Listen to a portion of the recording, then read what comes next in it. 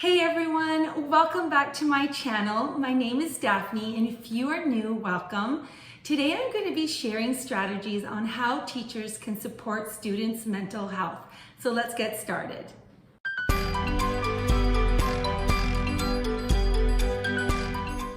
So the first strategy is to be open, and what I mean by that is to be mindful of students' personal situation, their family situation, and what they're coming to school with really does impact many of them. So being able to adjust and accommodate and make those changes with regards to conversations that you might have with your students can be such a big impact on their well-being and reduce the stress level and the anxiety, because the last thing as teachers we want to do is increase those emotions in students.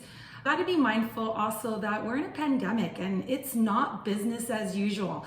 I know we have curriculum expectations and we have lesson plans and we have to get through those, but at the end of the day, a big part of our students coming to school is their mental health. We want to be able to support them through this situation that the world is in, this pandemic, by supporting them and letting them know that we understand and we're there for them to support them. The more they will be able to open up to us and share those ups and down days that they might have when they come to school. Listening to the rumbles in the classroom can also really help. I know as teachers, we love to talk and we have a lot to share. Listening to the rumbling in the classroom during recess or at lunchtime can really bring insightfulness in what the students might be experiencing or how they're feeling. Having those open communication dialogues with our students can really make a difference and be able to allow us as teachers to make those pauses throughout the day to accommodate students that might be feeling more stressed or feeling anxious about what's going on in the world. Being open to questions and asking questions with regards to how students might be feeling. I'm a big believer of journaling, and I've spoken about journaling in my previous videos, and building that relationship with your students and your parents where you can openly communicate and have those hard discussions around student wellness can really trickle into your lessons and your day-to-day teaching. So being able to really zone in and understand how families are feeling and how students are feeling can make a difference on how you go about planning your day. You know, you might end up having more times in the sense of DPA. Students might need to get up and move around or step outside in the playground and do some physical activity for 5 minutes. Some teachers will say, but I don't have that time. Like, I have so much curriculum to cover. However, you know, it's really important to understand giving students 5 minutes of a pause. They can give back double that in work, because in their mindset, they're more stable and they're more in tuned in getting things done once they feel more relaxed and not as stressed out as they may be. So understanding that can really help with planning and programming for students and being able to be more open to how students might be responding when they are coming to school, because there are going to be days that are ups and downs in different situations with families, really impact their successfulness with regards to academics when things might not be as usual in their everyday life. Mindful and being open with regards to students' wellness can really impact their success at school and their way of engaging in learning, while there are so many things going on around them that they don't feel that they have control over. So just being mindful of your students and when they walk into your classroom can make a world of a difference on how your day goes, how their day goes, and all the learning that can take place in your classroom. The second strategy is just being positive. Being negative or feeding into negativity can definitely make a difference in someone's well-being. And as we are teachers and we are the leaders within our classroom, we set the tone. And feeling positive and being positive definitely spreads throughout your classroom with regards to your students. So having a positive outlook, even though we are in a pandemic and yes, cases are going up in the world and unfortunately families are experiencing losses, we still have a opportunity to be positive and to share that positivity with our students. So having a positive outlook to let our students know that we are going to get through this. So being positive is such an important thing because it definitely sets the tone in your classroom. You can start your day off with a positive quote. You can share a joke, even greeting your children and saying to them, it's going to be a fantastic day. I'm so happy that you're here at school, can make a huge impact on how the day will unfold. You also have to remember that behavior does not always present verbally. It can also be presenting non-verbally. As teachers, we have to remember to sit back and observe and see what's going on when they're working independently or when they're interacting with other students. Behavior tells us something. It is a form of communication. It's a way students can express themselves both positively and negatively. And sometimes those little outbursts or their ways of communicating might come across as not their usual self. And those are the opportunities that we need to seek out in having those one-to-one discussions and checking in with them and saying, is everything okay? Is there something you need? Is there something that you want to talk about? Being positive is more than just putting a smile on someone's face. It's also making those connections emotionally with others. And right now, with everything that's going on, we want to make those connections. We need to make connections. So taking those few moments out of your day to ask, is everything okay? Or how was your recess? Who did you play with? A lot of people might say those are all like side conversations and they might not be needed, but I would like to say they are needed. They're needed very much. It brings you closer to your students in the sense of how they're feeling and how their day is going. So it's important to give permission to your students to talk about how they're feeling and validate their feelings and reassure them that those feelings are like seasons. They come and they go and we will get through this.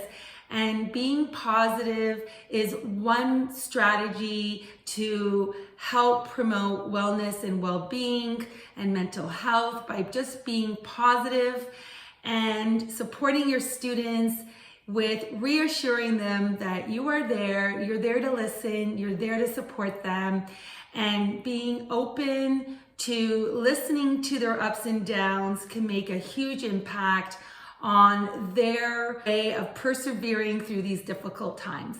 The third strategy is a fun one. It's allowing your students to discover themselves. And what exactly does that mean is helping students learn about themselves. With this whole pandemic, a lot of us have been rediscovering things that make us happy, things that we enjoy doing in our free time, and the same goes for our students. And because of all the disruptions in their lives, not being able to be part of sports teams, not being able to visit friends or go to the park or have get-togethers, they are unaware or unsure of the things that make them happy at times. So being able to allow students in your classroom to self-explore topics of interest can be so beneficial and so much fun for them. Being able to do what we call inquiry and finding things that they enjoy looking up, researching, creating opportunities for themselves can not only help them get through this period of the pandemic that we're in, but also really lifelong learning about themselves and what makes them happy. I have students in my classroom that love to doodle, so I have doodle books. I have children in my classroom that love origami, and I had a whole lesson that I implemented in my art where they made origami swans and butterflies that I hung from the windows, and I'll put up the picture of it. And you know, it's just an opportunity for not only them, but for me as their teacher to learn more about them and to be able to implement that in my daily lessons, where it not only benefits the curriculum expectation, but more importantly, it hits home and it benefits their well-being. So being able to nurture them becoming more self-aware of things that they're good at or things that just bring joy to them can impact them to be able to self-discover things that they enjoy doing, that they can do not only at school, but that they can do when they go home from school. These are still closed down. Students are not participating in activities outside of school. So being busy or finding things to keep them busy can be a challenge for many parents at home. Exposing them to the opportunity of self-discovery and finding things that they enjoy doing in their spare time can really benefit them in being able to sustain happiness within themselves to help them get through these tough times. Fourth strategy is being consistent. And with all the inconsistency that has happened in the world and in our students' lives, being able for our students to come to school and feel that there is consistency can be such a helpful thing for them. Being able to have a set routine, set structure can bring calmness to students. It can lower anxiety. It can help them feel safe while they're at school. So being mindful of not going in and changing things on a regular basis is really important for students' well-being. I have learned that when I do changes within my classroom, i.e. seating plans is a huge one. My seating plan can change, it varies. I move students sometimes daily. However, I am so mindful that I conference with students beforehand and I let them know, you know, like that seating plan isn't working for you. It's not working for me. You might not be doing the work that you're supposed to be doing. The issue is, you know, I have that conversation with them and I say, you know, what do you think we should do? And before I start moving desks and moving students, I'm mindful of that, because the last thing I want is for my student to come in the morning and see their desk moved and not having that opportunity to prepare mentally for that. It doesn't seem like a big deal, but it is. So that is just one example of keeping things consistent, having set things that you do on a regular basis so it's predictable for students when they come in is huge, especially with everything that's going on and things can change daily.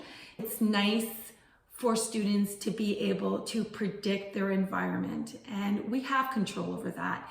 And it is important to have students be involved in that. If you are planning to change things around, if you are going to rearrange the desks, you know, involve your students, get them to participate. Sometimes they have more insight than we do with regards to seating arrangements and where they would best work. It is important to be able to keep things around your classroom distant, and so that when students do come to school, that it is the same with very little changes. And if need be, and if you do need to change things around your classroom, having that conversation with students, i.e. through a community circle or a dialogue of what your plans are, at the end of the day, they will respect that more, and more importantly, you are preparing them mentally for those changes. So sometimes as teachers or adults, we make changes and we are doing it with good intention. However, we don't realize sometimes that those small changes that we make that we think are going to be so much better can have such a huge impact on others. So it's important. It's important to be consistent. It's important to set real clear routines in our classroom, especially now with all the changes going on, to reinforce and to ensure students we're not going to make huge changes if we don't need to. And that when we do make changes, that if we can, we will involve them because we want them to have a voice in what we do in the classroom. Because ideally, the classroom is not just teacher classroom, it's the whole classroom. It's a community classroom, and that does involve our students. So being consistent and having that in mind before you go and make changes can make a difference in everyone's mood and mental health. So the fifth strategy is recognizing mental health symptoms. Most teachers, they're amazing. They go out of their ways to learn about symptoms and what things might present like with students. It is important though to remember other staff that are in your building. All the staff that have those skills, that have specialized more specifically in mental health and well-being, in behavior management, to seek them out.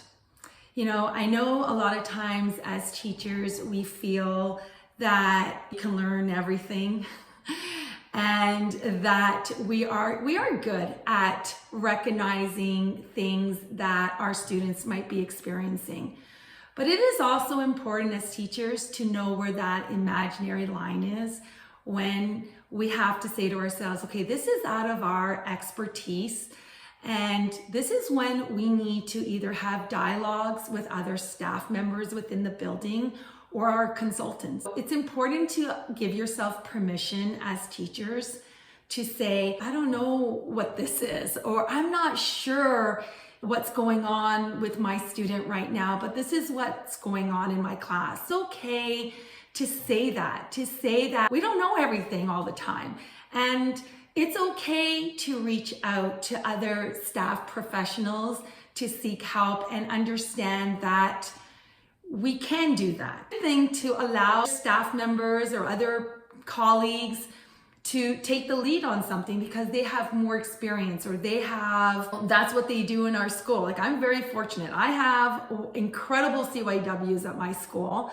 And when I'm not sure about something, or I want to pass something by with another colleague, that I can do that. I feel comfortable enough to be able to do that. So building your tribe of people where you as a teacher can go to and brainstorm ideas about mental health and about what students might be presenting like in your classroom is huge. Our first step as teachers is to give ourselves permission to do that and to say it's okay. We don't have to know everything. We need to sit back and say everything I can. I've done the strategies, the 3, 4, 5 strategies that I know of in my toolbox.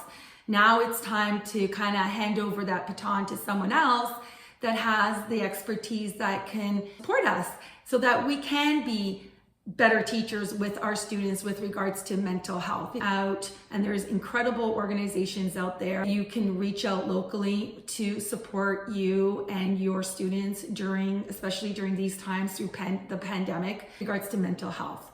So reaching out, knowing your limits, being honest with yourself and saying that this might be too much for you or you need support is not a bad thing. It's a good thing. And recognizing that can only improve you as a teacher and can also give your students that support that they deserve and be able to deal with whatever might be going on in their lives so that they can be at their very best when they come into your classroom to learn. So my last strategy is about building relationships with your parents. And this is the most beneficial thing you as a teacher can do with regards to mental health and well-being of students.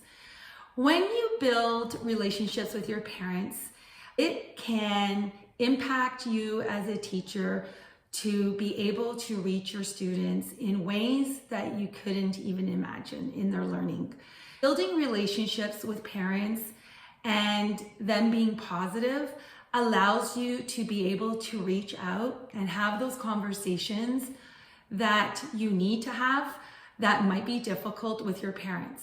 So when you have those relationships built, you can pick up your phone and say to your parent, this is what I'm noticing. I'm noticing, they're not doing this, or they're feeling like this, or they're not finishing their work, or they're feeling very emotional at certain times during the day. Parents are their first teachers. They know their children better than we do. Reaching out to parents and having relationships with parents, they can bring so much to the table with regards to how we can help them as educators. Strategies that I have received from parents are strategies that I might have put on my list as my 5th, 6th, 7th strategy. By using those strategies first, I was able to eliminate all of the other strategies that I thought would help before I even used them.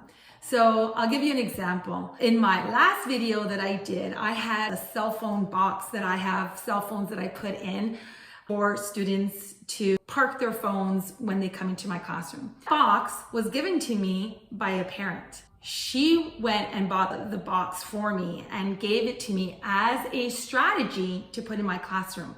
That is one example of the communication that I am so grateful of having with my parents, that they step up and beyond with regards to supporting me as a teacher in my classroom. They recognize the hard work that I do.